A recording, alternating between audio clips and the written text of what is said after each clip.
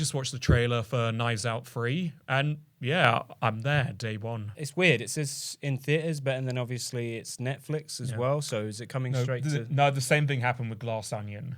All right, so no, I think there was some controversy over that Glass Onion wasn't put in enough theaters. So obviously he's probably put his foot down and been like, right, no, this is going to get like a proper theatrical release. Right. So that's really cool as well, because I really enjoyed watching the first one in the cinema. Because I feel like these films, they're built for a movie-going audience. Yes, absolutely. Like, I mean, any murder mysteries, but especially the Knives Out films, like watching that in a communal setting adds so much. Yeah. So I mean, it's cool that it's coming back in the cinema. And yeah, I'm really intrigued by this one. It actually looks like, he's kind of changing up the formula a little bit. Yeah. Because this one is slightly more gothic compared to like Glass Onion, which was sort of more like an homage to the great mystery films of the 70s, sort of set in a very glamorous location. The first one is very much an Agatha Christie style thing. Yeah.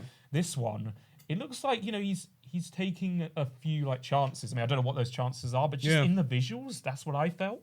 Start by saying, by the way, that the cast is just huge. Oh, it's always stacked. Unbelievable. I mean, there's Andrew Scott, Mila Kunis, Jeremy Renner, Kaylee Speeney, Daniel even Craig, Sandman, Thomas Hayden Church. Yeah.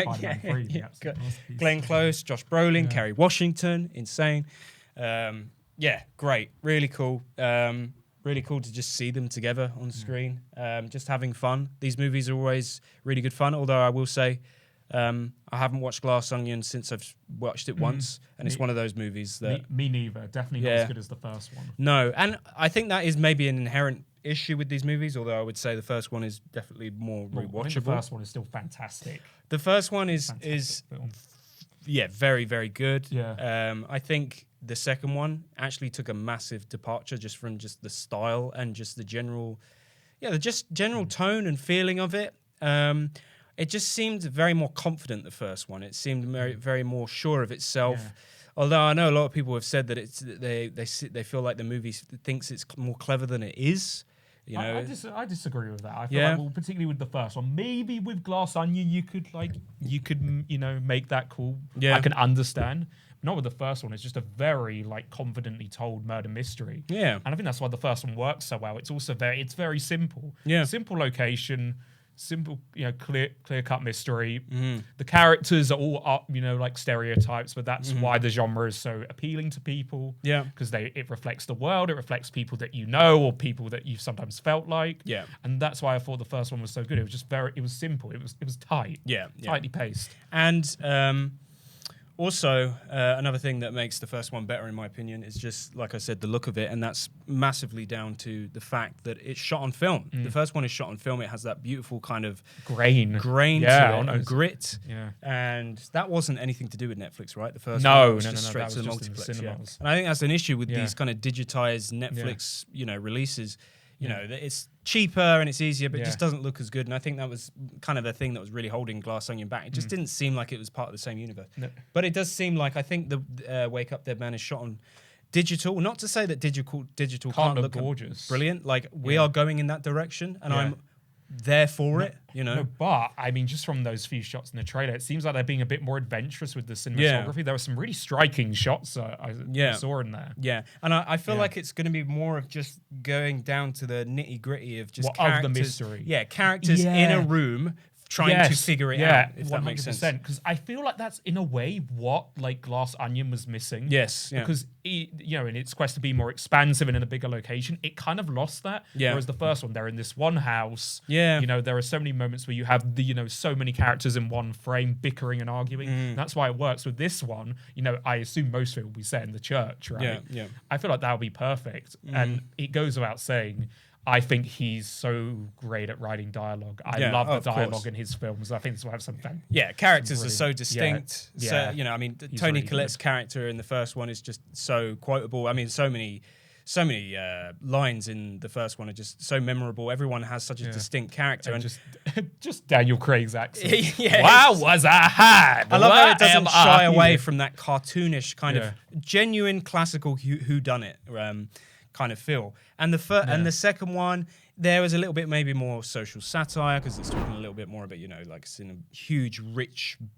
Just I guess trying to take the piss out of like Elon Musk and all the tech billionaires. That can be done, and not to say the first one didn't have social satire, but the thing that grounded it and the thing that was driving the narrative were the characters. was the whodunit and the exactly, you know, and the fact that like Ana de Armas, she's really the protagonist. Yes. She's the audience surrogate. She's a very relatable character. Absolutely. Yeah. Whereas the difference is in Glass Onion, it fell into that subgenre of Eat the Rich. Yes, exactly. Because it came out, you know, the same year as The Menu, as Triangle of Sadness, which I think was the best of that group. Triangle of Sadness does it much better, and actually it weirdly explores similar themes if you think about it. I remember so many people, and we as well, were drawing so many comparisons. Maybe it was just bad timing for that movie because there was better movies that were being released at the same time that were just doing it better.